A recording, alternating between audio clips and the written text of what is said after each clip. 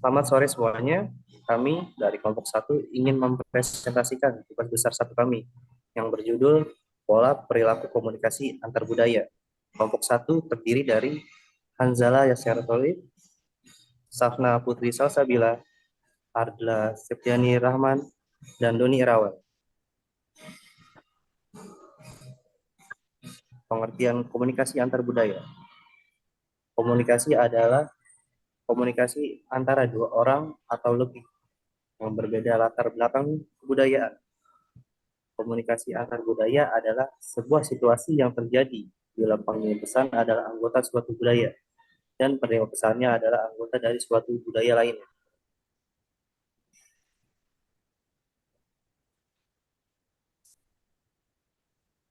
Komunikasi antar budaya interaktif dan fraksional.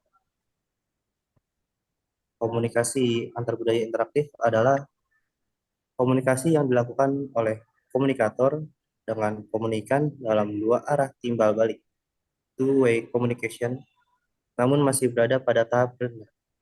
Apabila ada proses pertukaran pesan itu memasuki tahap tinggi, misalnya saling mengerti, memahami perasaan, dan tindakan bersama, maka komunikasi tersebut telah memasuki tahap traksional. Komunikasi traksional meliputi 3 unsur, yakni yang pertama, keterlibatan emosional yang tinggi, yang berlangsung terus-menerus dan berkesinambungan antara atas pertukaran pesan.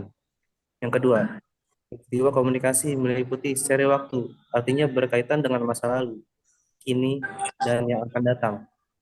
Yang ketiga, partisipan dalam komunikasi antar budaya menjalankan peran tertentu, baik komunikasi interaktif maupun fraksional, mengalami proses yang bersifat dinamis, karena proses tersebut berlangsung dalam konteks sosial yang hidup, berkembang, dan bahkan berubah-ubah berdasarkan waktu, situasi, dan kondisi tertentu. Karena proses komunikasi yang dilakukan merupakan komunikasi antar budaya, maka budaya merupakan dinamisator atau penghidup bagi proses komunikasi tersebut.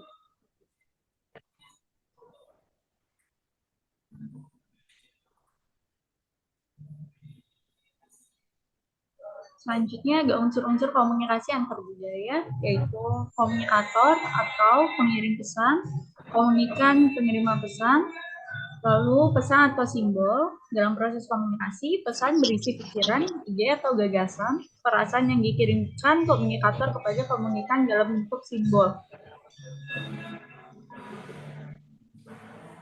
Lalu ada media. Dalam proses komunikasi antar budaya, media merupakan tempat, saluran yang dilalui oleh pesan atau simbol yang dikirim melalui media tertulis. Tapi kadang-kadang media ini tidak digunakan jika komunikasi antar budaya bersifat tatap muka.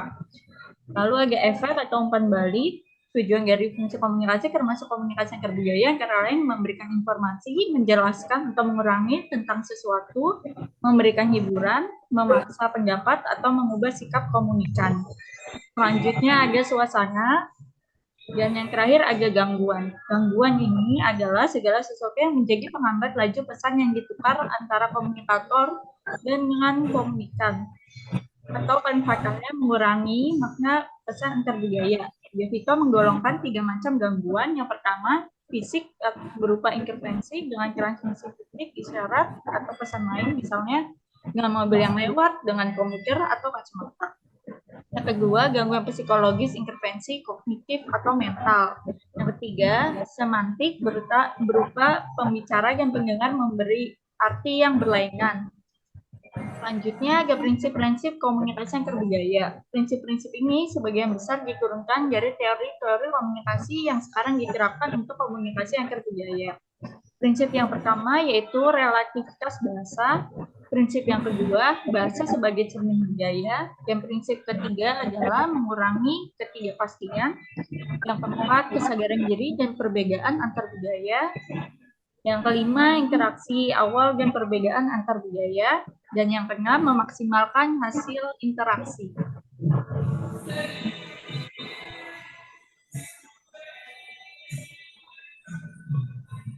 Fungsi komunikasi antar budaya dibagi menjadi dua, yaitu fungsi pribadi dan fungsi sosial.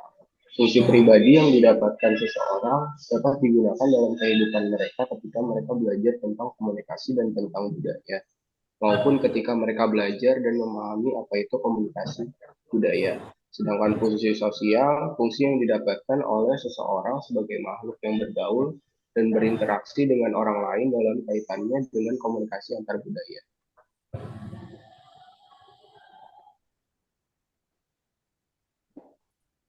High context dan high context cultural dan low context cultural.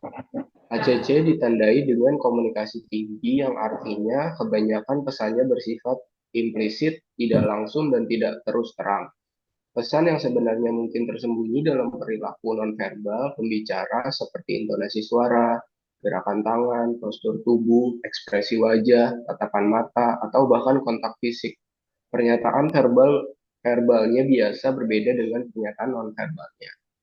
Low context cultural, LCC ditandai dengan komunikasi konteks rendah. Pesannya bersifat eksplisit, gaya bicara langsung, lugas, dan berterus terang. Para penganut budaya konteks rendah ini mengatakan apa yang mereka maksudkan dan memaksudkan apa yang mereka katakan. Hambatan-hambatan komunikasi antar budaya antara lain hambatan semantik atau hambatan bahasa, mengabaikan perbedaan antara kelompok kultural yang berbeda, melanggar adat kebiasaan kultural, menilai perbedaan secara negatif, mengabaikan perbedaan antara Anda dan kelompok yang secara kultural yang berbeda, kejutan budaya.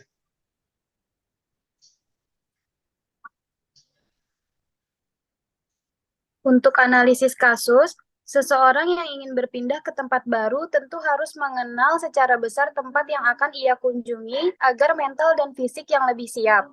Mahasiswa asing yang berasal dari Madagaskar, Jepang, dan Rusia, mereka memutuskan untuk menunjang pendidikan di Indonesia karena mereka ingin mendapatkan pengalaman sebagai perantau di negara asing. Pola komunikasi yang mahasiswa asing gunakan yaitu pola komunikasi primer, di mana proses penyampaian pikiran atau gagasan oleh mahasiswa asing kepada lawannya menggunakan simbol sebagai medianya. Beberapa culture shock yang dialami adalah komunikasi verbal, prasangka, perbedaan fisik, dan lingkungan. Untuk kesimpulannya, pola komunikasi yang mahasiswa asing gunakan yaitu pola komunikasi primer di mana proses penyampaian pikiran atau gagasan oleh mahasiswa asing kepada lawannya menggunakan simbol sebagai medianya, di mana lambang verbal dan nonverbal sangat mempengaruhinya. Namun lambang verbal sangat sering digunakan karena bahasa merupakan jembatan penting dalam berkomunikasi. Dengan bahasa komunikan atau mahasiswa asing dapat mengetahui arti dari ucapan masing-masing lawan bicara. Dalam proses adaptasi, mahasiswa asing melewati fase-fase adaptasi budaya, seperti fase bulan madu di mana mahasiswa asing mengalami perpindahan sehingga ia akan merasakan perasaan senang karena berada dalam suasana baru. Fase gegar budaya di mana mahasiswa asing akan mengalami adanya rasa ketidaknyamanan yang ditimbulkan karena adanya perbedaan. Fase penyesuaian diri di mana mahasiswa asing mulai membuka diri dengan adanya perbedaan budaya. Fase frustasi di mana mahasiswa asing merasakan kegelisahan seperti adanya rasa kesepian, seperti perasaan merasa gagal beradaptasi. Dan fase resolusi di mana seseorang menjadi semakin dapat menyesuaikan diri karena sudah melewati fase-fase sebelumnya seperti rasa cemas dan gelisahnya sudah dapat diterima dan menerima segala perbedaan yang ada. Ketiga mahasiswa yang diteliti mengalami fase-fase tersebut dan mereka sudah mencapai di fase resolusi di mana mereka enjoy dengan perbedaan yang ada. Demikian presentasi dari kami. Kurang lebihnya mohon maaf. Terima kasih.